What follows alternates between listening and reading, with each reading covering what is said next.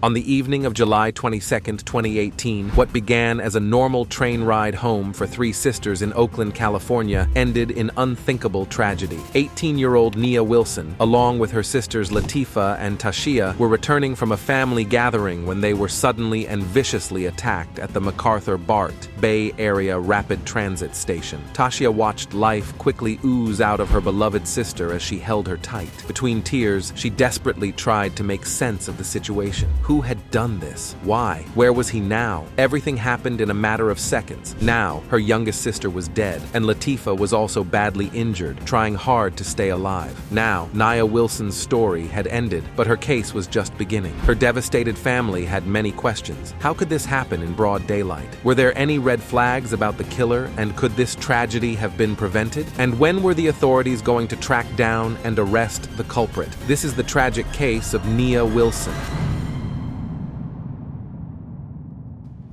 Nia, Letifah, and Tashiya Wilson had spent the day at a family gathering, a celebration of life for their aunt, who had been diagnosed with a terminal illness. As the evening wound down, the sisters boarded a BART train to return home to Oakland, a cozy town in California. Little did they know that a man on the train platform had singled them out and was watching their every move. Security footage would later reveal that 27-year-old John Lee Cowell began following the sisters as soon as they arrived at the Concord BART station. He boarded the same train, sitting near them but not interacting. For multiple stops, he watched them from behind dark sunglasses, biding his time. When the train reached MacArthur Station around 9:35 p.m., the sisters exited to transfer to another line. Cowell followed closely behind. CCTV cameras in the train station show him pulling a knife out of his sock and hiding it in his sleeve. As Nia and Letifah waited on the platform, Cowell suddenly and without warning launched his attack. He slashed Nia's throat twice and stabbed Letifah in the neck before fleeing the scene. The entire brutal assault lasted mere seconds. In the chaotic aftermath, Letifah desperately tried to help her sister despite her own injuries. A woman with a baby stroller quickly offered a blanket to try to stem Nia's bleeding, but tragically, Nia's wounds were too severe. She died on the platform within minutes as her sister screamed for help.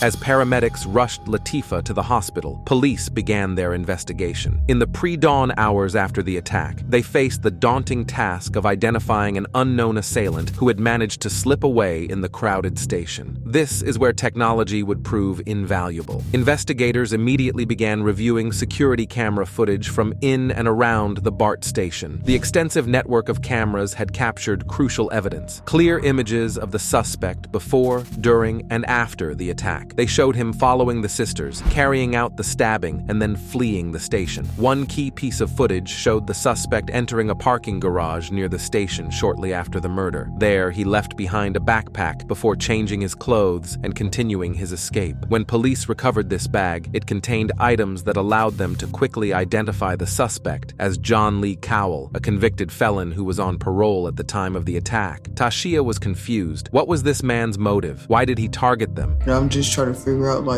do I know him from somewhere? Did we have an interaction with him in any way, shape, or form? Within hours, police had a name and face to pursue. They released Cowell's photo and information to the public, enlisting the community's help in locating him. This swift identification was only possible because of the clear video evidence and the suspect's mistake in abandoning his belongings. I see my daughter's body. It's the hardest thing I ever experienced in my life. Seeing my baby dead. Imagine wrapping your head around losing a child to a deranged stranger. It was like the longest, quietest, because I kept on waiting on them to call back and say she okay. As news of Nia's murder spread, the Oakland community was galvanized into action. Hundreds of people, including Nia's family members, friends, and concerned citizens, joined in the search for Cowell. Social media played a significant role, with Nia's story and Cowell's image being shared widely under the hashtag #RaJusticeForNia. This grassroots effort to spread awareness demonstrated how an engaged community can amplify law enforcement efforts. efforts. It increased the number of eyes looking for the suspect and kept pressure on authorities to solve the case quickly. The power of community involvement was dramatically illustrated less than 24 hours after the attack. During a vigil being held for Nia at MacArthur Station, police received an anonymous tip from a BART passenger who recognized Cowell on their train. This timely information allowed officers to intercept the train and apprehend Cowell without incident at a nearby station.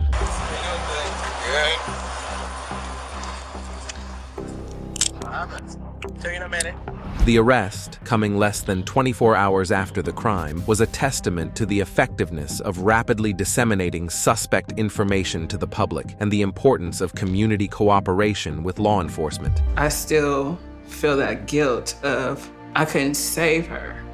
She just yelling my name. Tifa, Tifa, Tifa. Cowell was in jail, but Nia's family and the rest of the community had one big question on their minds. Why was a dangerous, convicted felon out on the streets with no monitoring? He is a violent felon who is currently on parole, and we currently have an active arrest warrant for his arrest for the murder of Nia.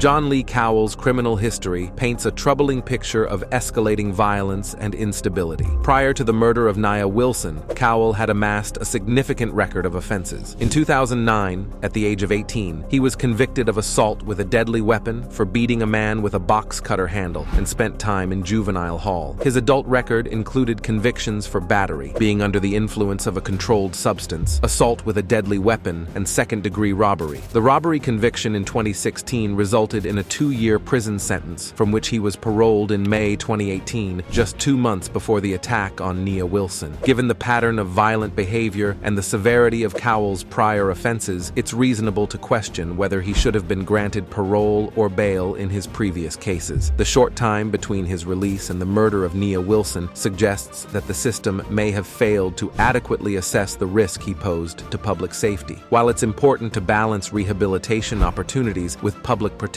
cases like this highlight the need for more stringent evaluation of violent offenders before granting them freedom. Perhaps if Cowell had been subject to longer incarceration or more intensive supervision following his release, this tragedy could have been prevented. It was just something that I couldn't believe, I couldn't sleep, couldn't eat, messed around and had a stroke. I don't speak too clear.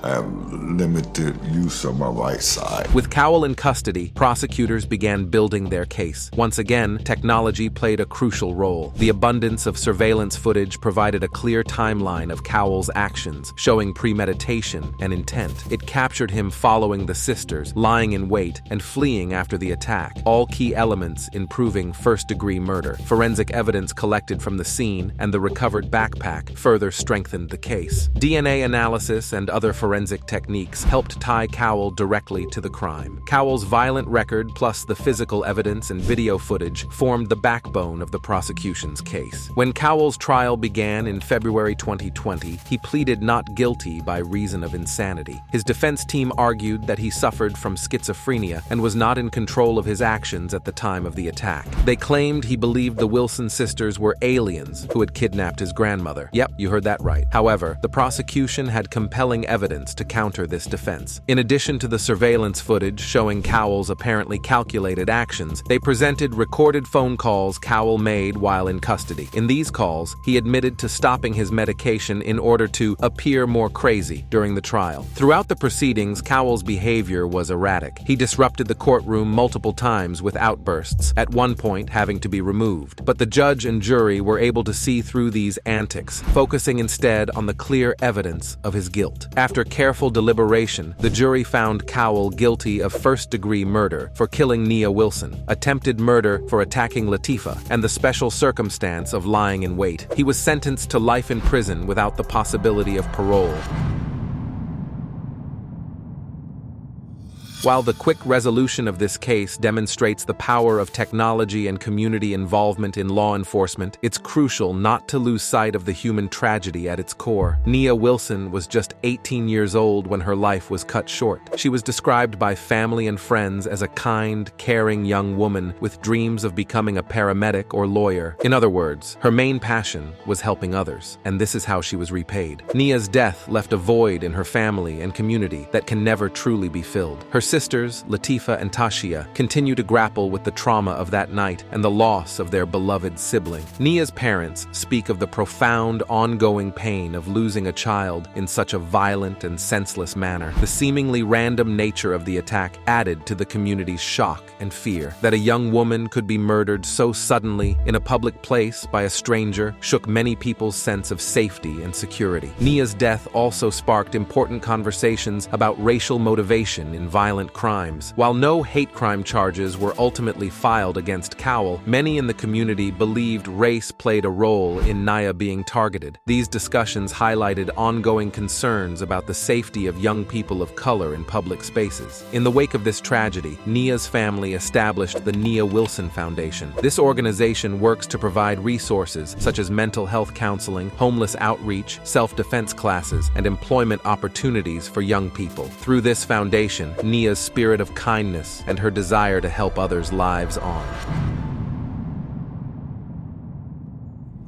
The murder of Nia Wilson is a stark reminder of how quickly tragedy can strike and the devastating impact of senseless violence. It underscores the vital importance of public safety measures and the need for communities to remain vigilant and supportive of one another. At the same time, this case highlights the crucial role that modern technology plays in solving crimes and bringing perpetrators to justice. The extensive use of surveillance cameras, forensic evidence, and digital communication records were instrumental in quickly identifying, capturing, and convicting John Cowell. As we reflect on this case, we must balance our appreciation for these technological tools with a commitment to using them responsibly and ethically. We must also remember that while technology can help solve crimes, it cannot prevent them entirely or heal the wounds they leave behind. Ultimately, the story of Nia Wilson should inspire us to work towards a society where such tragedies are less likely to occur. This means addressing root causes of violence, improving mental health services, fostering community bonds, and ensuring that our public spaces are safe